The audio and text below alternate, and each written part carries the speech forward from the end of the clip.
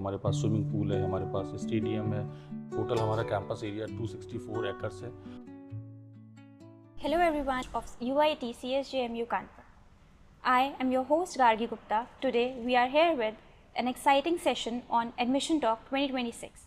Podcast we'll discuss about courses offered, placements, student opportunities, admission process and much more.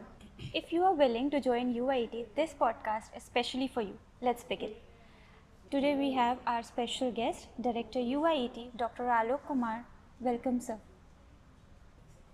Sir UIT क्या है, थोड़ा उसके बारे में बताइए। UIT school of engineering technology, ये विश्वविद्यालय का एक इंजीनियरिंग कॉलेज है।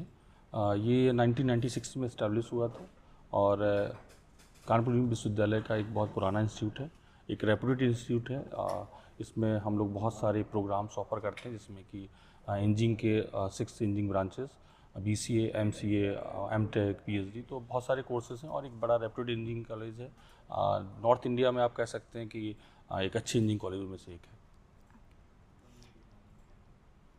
सर आप इसके कुछ एडमिशन प्रोसीजर के बारे में बता सकते हैं, बच्चे कैसे एडमिशन ले सकते हैं, क्या प्रोसीजर हमारे फॉलो पास बहुत सारे प्रोग्राम्स हैं। सभी प्रोग्राम्स में अलग अलग तरह से हम लोग कुछ अलग अलग रूल्स हैं। यदि हम इंजीनियरिंग की बात करें तो इंजीनियरिंग के लिए हमारा जो एडमिशन है वो JEE मेंस के थ्रू होता है।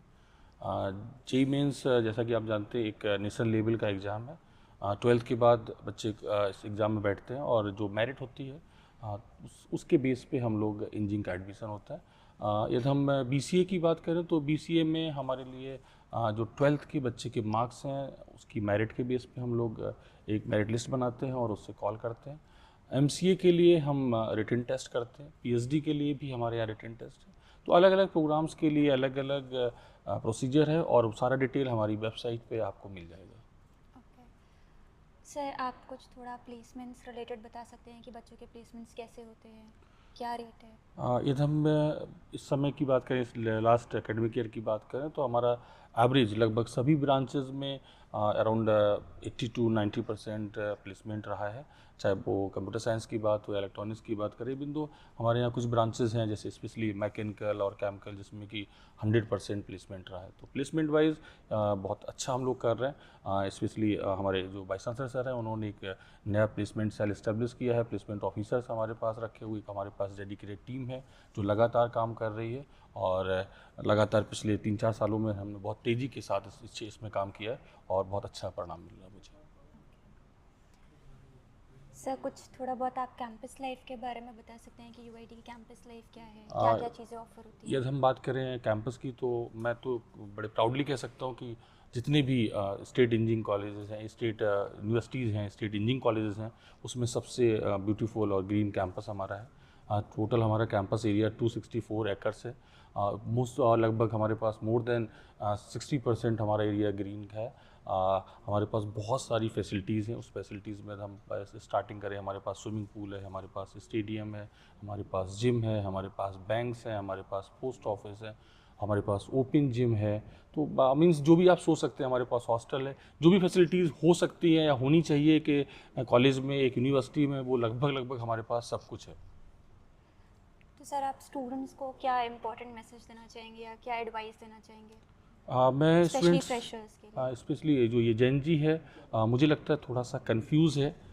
उसे एक्चुअली ये जो रील और जो बहुत शॉर्ट में जो नॉलेज मिल रही है, उसे लगता है कि इन सब से काम चल सकता है। लेकिन मैं तो बस यही कहूँगा कि एज ए जो मेरा एक्सपीरियंस है मोर देन 25 ईयर्स, उसके बेस पे मैं कहूँगा कि केवल हार्ड वर्किंग और सिंसियरिटी ही एक सलूशन है। लाइफ को आपको ठीक से जीना है, अच्छी जॉब लेना है तो आपको मेहनत करनी ही पड़ेगी और किसी भी चीज़ के लिए कोई शॉर्टकट नहीं होता है। केवल हार्ड वर्किंग ही एक तरीका है जो कि आप जिसको जब आप फॉलो करेंगे तभी आपको सक्सेस मिलेगी।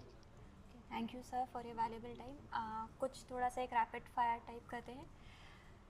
आई will give you some words, आप उससे रिलेटेड अपने पॉइंट ऑफ व्यू रखिएगा। Okay. One word for UIT। मैं तो कहूँगा कि UIT is the place for the study. Coding और कोर? कोडिंग और core. Core, I go for the core. मुझे लगता है कि कोडिंग सीखा जा सकता है बट कोर जो फंडामेंटल्स होता है वो तो मतलब मुझे लगता है कोर इज़ द। प्लेसमेंट्स और higher studies? As a teacher तो obviously I go for with higher studies, because वहाँ पे आपको बहुत सारी नई, नो डाउट आप जॉब पा सकते हैं, आप पैसे भी पैदा कर सकते हैं, पैसे अर्न किया सकते हैं, लेकिन जो डेप्थ होती है, जो नॉलेज होती है, जो आपकी मतलब कॉन्फिडेंस आता है, वो कहीं ना कहीं अभी बहुत सारी ऐसी चीज़ें हैं जो अभी इंजीनियरिंग की शायद आपने अभी नहीं देखी है, स्टूडेंट्स इंजीनियरिंग करने के बाद नहीं देखेंगे। तो हमेशा मेरा रिकमेंडेशंस रहता है स्टूडेंट्स को कि आप एमटेक के लिए जाइए, क्योंकि अभी जो आप आईटीज़ जाएंगे और फॉरेन में कभी एक अच्छी यूनिवर्सिटी में आपको काम करने का मौका मिला तो बहुत कुछ सीखने को मिलेगा। तो मैं हमेशा अपने स्टूडेंट्स को रिकमेंड करूँगा कि एक कहीं ना कहीं एक ऑप्शन रखिए, यदि आपको लगता है फैमिली सपोर्ट हो सकता है, यदि आप इसके अंदर इतना स्टेमिना है तो हायर स्टडीज़ के लिए ज़रूर ट्राई करें। सर कोई ऐसा मैसेज या एक एडवाइस फ्रेशर्स के लिए या इंजीनियरिंग स्टूडेंट्स के लिए, रादर देन एकेडमिक्स उनके अंदर एक नई स्किल होनी चाहिए, वो आप क्या सजेस्ट करेंगे? इस समय तो मुझे लगता है कि एआई, ऑब्वियसली एक एआई इस समय ऐसा एक टूल भर के आया है कि जिसके बिना थोड़ा सा मुश्किल होगा, और उसने बहुत सारी चीज़ें बहुत इजी भी कर दी हैं, चाहे वो कोडिंग हो या आपका ड्राइंग हो, पेंटिंग हो, वेबसाइट डेवलपमेंट हो। तो मुझे लगता है कि कहीं ना कहीं कोई भी किसी भी स्ट्रीम में स्टूडेंट हो, नॉट ओनली इंजीनियरिंग, किसी भी स्ट्रीम का स्टूडेंट है, एआई को तो एक बार देखना चाहिए कि एआई की पावर क्या है, इसको हमें एक्सेप्ट करना होगा। सर कोई एक एडवाइस यंग यूथ के लिए? जस्ट मैं कहूँगा कि एक बार just explore the power of AI. Thank you everyone for joining us with Academic Talk 2026. If you are planning to begin your academic journey with us, we warmly welcome you to the UIET family. Stay connected for more such exciting podcasts and updates. Thank you.